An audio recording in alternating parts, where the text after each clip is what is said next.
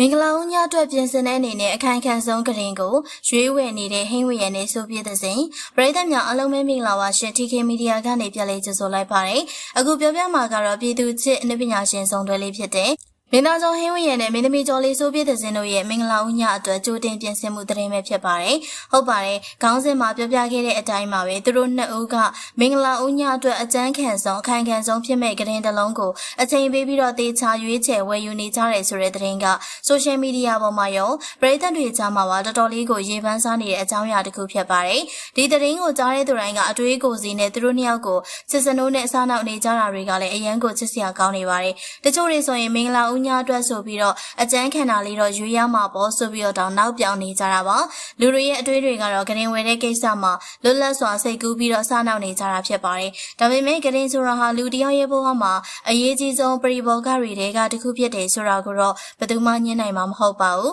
အထူးသဖြင့်မင်္ဂလာဆုံးတွေအတွက်ပေါ့လူတယောက်ဟာတနေ့တာလုံးပင်ပန်းနွမ်းနယ်ခဲ့သမျှတွေကိုအိတ်ဆက်ချင်းကနေတစင်အားအိမ်တွေပြန်လဲဖြည့်တင်းရတာပါဒါကြောင့်ကောင်းမွန်ပြီးတော့နှစ်လိုပဲကောင်းတဲ့အိတ်ဆက်ချင်းကိုပိုင်ဆိုင်နိုင်ဖို့အတွက်တသောင်းသက်သာရှိပြီးတော့ဤဆက်ညံ့ညောတဲ့ဂရင်နဲ့မွေရာဆိုတာမရှိမဖြစ်လိုအပ်တဲ့အရာတစ်ခုပါဟင်းဝင်းရနဲ့ဆိုပြတဲ့စင်တို့ကလည်းသူတို့ရဲ့ရှေ့ဆက်ရမယ့်အိမ်ထောင်ရေးဘဝခရီးလမ်းမှာ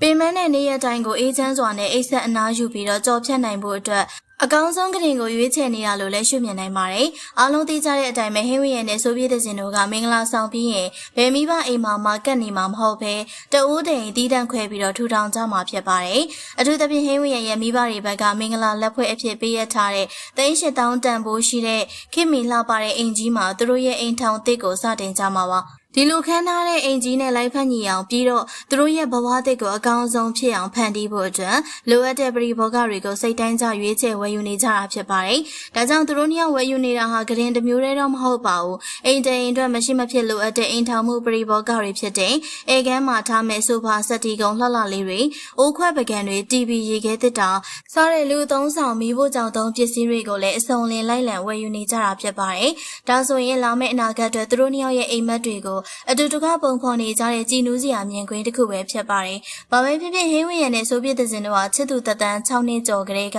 တယောက်ကိုတယောက်နားလည်မှုတွေချစ်ချင်းမြတ်တာတွေနဲ့တိဆောက်ခဲ့ကြပြီးတော့အခုဆိုရင်တော့ပရိသတ်တွေအားလုံးကအားကြရတဲ့စံပြဆုံးတွဲလေးတစ်ခုဖြစ်နေရက်တည်နေကြပါပြီ။သူတို့ရဲ့မင်္ဂလာပွဲအတွက်ကြိုတင်ပြင်ဆင်မှုလေးတွေကတော့ပရိသတ်တွေကြားမှာဒီလောက်ထိစိတ်ဝင်စားမှုမြင့်တက်နေရကသူတို့ကိုဘလောက်တောင်ချစ်ခင်ကြလဲဆိုတာကိုဖော်ပြနေတယ်လို့ပါပဲ။ဒီဗီဒီယိုကိုကြည့်ရှုနေကြတဲ့ပရိသတ်ကြီးကရောသူတို့နှစ်ယောက်ရဲ့မင်္ဂလာပွဲကိုရင်ခုန်စွာနဲ့စောင့်မျှော်နေကြပြီလား။ကရင်ဝဲတဲ့ပုံမှာရောမှတ်ချက်လေးတွေရေးသားမျှဝေခဲ့ပါအောင်ရှင်။နောက်ထပ်လည်းနုပညာရှင်တွေရဲ့စိတ်ဝင်စားဖွယ်ရာသတင်းတွေကိုဆက်လက်တင်ဆက်ပေးသွားမှာဖြစ်လို့ကျမတို့ရဲ့ page ကို like and follow လုပ်ဖို့မမေ့ပါနဲ့နော်။အားလုံးကိုကျေးဇူးတင်ပါတယ်ရှင်။